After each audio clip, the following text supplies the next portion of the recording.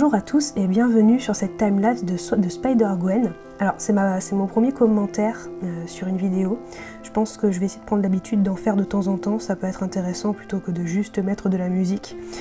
Donc déjà bienvenue sur ma chaîne, j'en profite pour remercier ceux qui m'ont rejoint et qui se sont abonnés pour en tout cas pas la réouverture parce que la chaîne existe depuis un certain temps, mais en tout cas la réactivation de la chaîne. Ce que je vais faire là, c'est simplement de la parlotte libre, où je vais un petit peu parler du processus créatif, comment je m'y prends, un petit peu parler peut-être de matériel, si je pense qu'il y aura peut-être des personnes qui dessinent, qui regarderont cette vidéo, ou pas, ça peut être intéressant aussi. Donc voilà, alors déjà pour le personnage, c'est un personnage qui est tiré du dernier film Spider-Man, qui est sorti fin d'année 2018, donc Spider-Man New Generation, c'est le titre en français, le titre original c'est Spider-Man Into the Spider-Verse. C'est un film d'animation que j'ai beaucoup aimé, j'en profite déjà pour en parler avant de purement parler technique du dessin. Un des personnages qui m'a pas mal plu, c'est le personnage de Spider-Gwen, donc elle vient d'une autre dimension dans le film, et c'est elle donc qui a été mordue par une araignée radioactive et pas Peter Parker. Et j'aime beaucoup son style, elle a un style de danseuse, elle semble à la fois vachement forte et très gracieuse, et j'ai adoré son chara design, j'aime beaucoup ce personnage et j'avais envie de la dessiner tout simplement. J'ai pas fait de dessin, d'action avec le personnage qui révolte dans les rues, j'en ferai peut-être plus tard, je vais m'exercer pour ça. Là j'avais simplement envie de faire un portrait, ou simplement m'éclater à la dessiner, je me suis fait plaisir. Concernant le matériel que j'utilise sur ce dessin, alors je travaille sur iPad Pro depuis déjà 6 mois que je fais mes illustrations dessus. C'est un iPad 12 pouces 9. C'est pas la version 2018, le dernier qui vient de sortir, c'est celui d'avant qui est très très bien et qui me suffit pour l'instant amplement. Au niveau logiciel, je travaille sous Clip Studio Paint, anciennement Manga Studio. C'est juste un logiciel qui est excellent pour faire de l'illustration, de la bande dessinée, pour faire de l'ancrage, de la couleur, du digital painting. C'est un logiciel qui est spécialisé dans le dessin et qui a un confort, en tout cas pour moi, hein, incomparable. On peut tout faire avec. Alors c'est un logiciel payant, mais comparé à une licence Photoshop, c'est déjà bien moins cher. Concernant le dessin en lui-même, donc là ce que j'ai fait pendant que j'ai fait ce dessin, j'ai mis à enregistrer sans vraiment savoir ce que j'allais faire. C'est une erreur, normalement quand on fait une illustration il faut d'abord faire des croquis préparatoires. Là j'ai simplement dessiné, j'ai mis l'enregistrement en route et j'ai juste dessiné selon mon mood, j'avais envie de la dessiner. Donc ce que j'ai fait, c'est que j'ai pris une référence sur un bouquin, je me suis procuré le hardbook, vous pouvez très bien trouver des références sur internet aussi, pas forcément besoin du hardbook, mais en tout cas j'avais tout le personnage en pied pour avoir bien les références costumes. Donc là j'ai simplement commencé donc en croquis assez sale. Ensuite ce que j'ai fait, c'est que je fais un line, mais pas un line propre à l'ancrage, avec une broche d'ancrage. Je fais ça avec ma broche de painting, tout simplement, ou à la broche peinture à l'huile, très fin, qui est excellent pour faire des lignes vraiment, vraiment chouettes. Ensuite, voilà, ce que je fais maintenant, c'est que plutôt que de traiter le dessin directement à la couleur, j'ai l'habitude habituellement de traiter directement en couleur, mais j'ai regardé pas mal de vidéos d'autres artistes qui m'ont pas mal inspiré, et dont un, je vous mettrai éventuellement en description la chaîne dont je me suis inspirée pour faire ces paintings de cette manière-là. Lui, ce qu'il fait, c'est qu'il travaille directement en noir et blanc.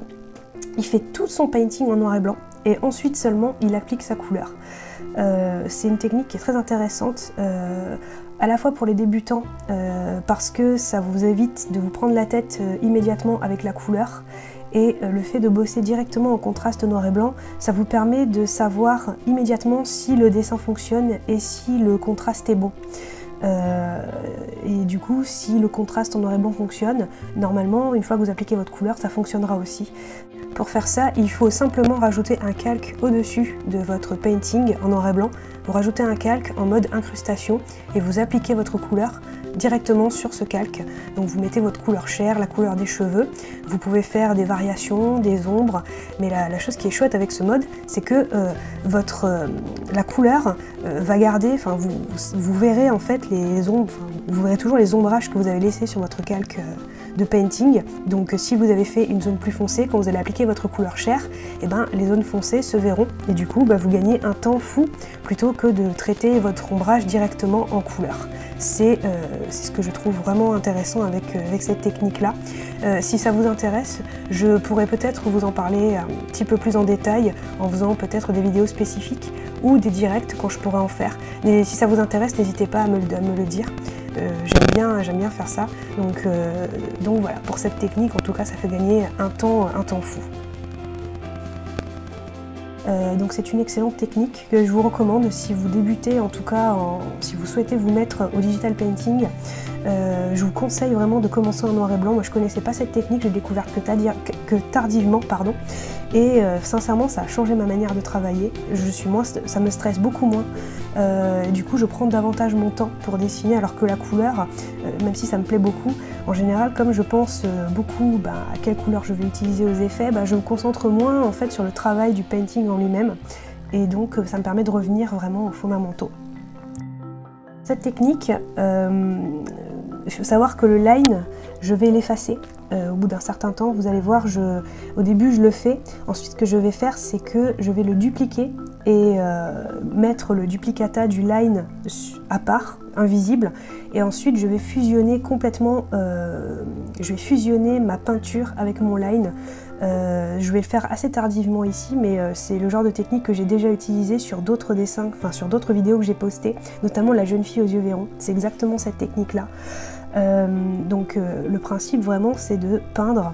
Donc il faut faire, moi en tout cas je fais du monocalque, enfin du faux monocalque parce que je garde quand même mon line de côté.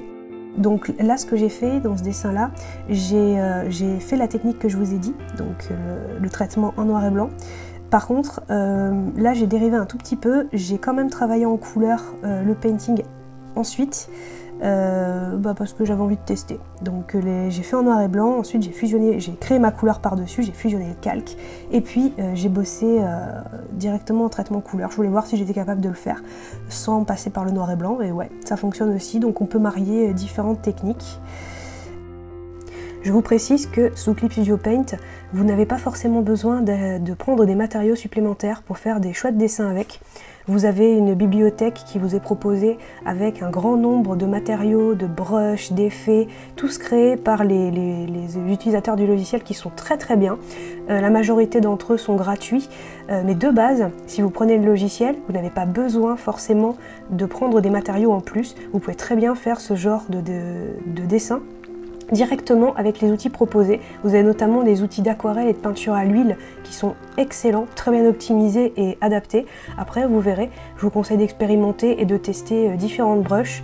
Là celle que j'utilise, c'est pas vraiment une brush, c'est pas une brush de base, c'est une brush que j'ai téléchargée donc, sur le site de Clip Studio Paint et qui est vraiment très bien, qui me permet de faire des chouettes effets, mais je pourrais très bien faire quelque chose de similaire avec les brushes proposées sur le site. Voilà, je tenais quand même à le préciser.